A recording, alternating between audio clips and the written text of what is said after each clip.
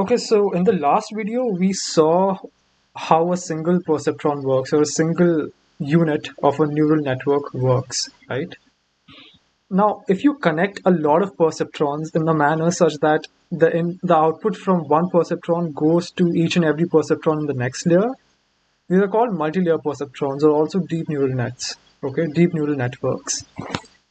So this is what we use in deep learning usually. We don't use a single perceptron. And when you say that you want to find the optimal deep neural network, you basically try to find the weights associated with each one of these outputs from one perceptron to the other perceptrons that go as inputs, right? So there are weights associated with them.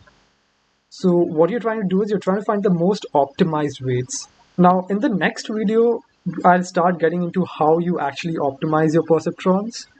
But in this video, I just want to explain why exactly is it that we need multi-layer perceptrons. You have a perceptron that can model a wide variety of uh, machine learning models. Then why do you need multi-layered perceptrons?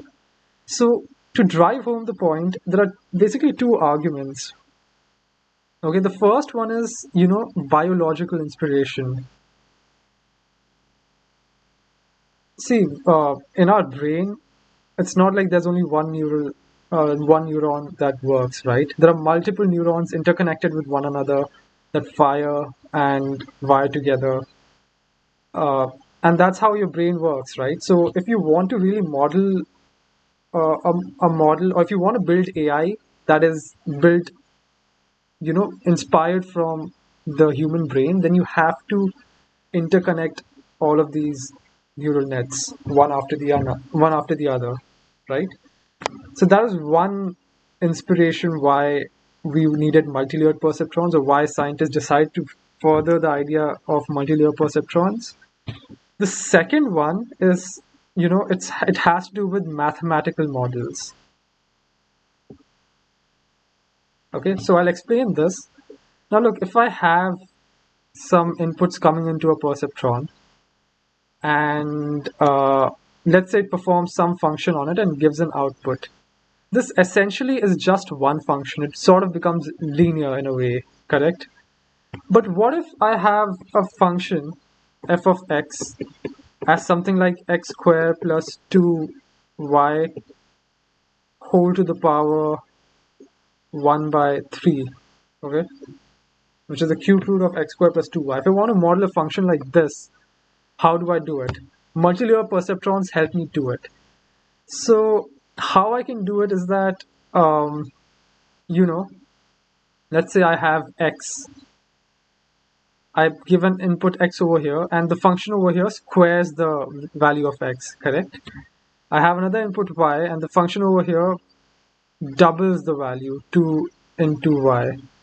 Okay, and then I add all of both of them, I sum them up, and then I can give it into another function that gives me the cube root of all of them, correct?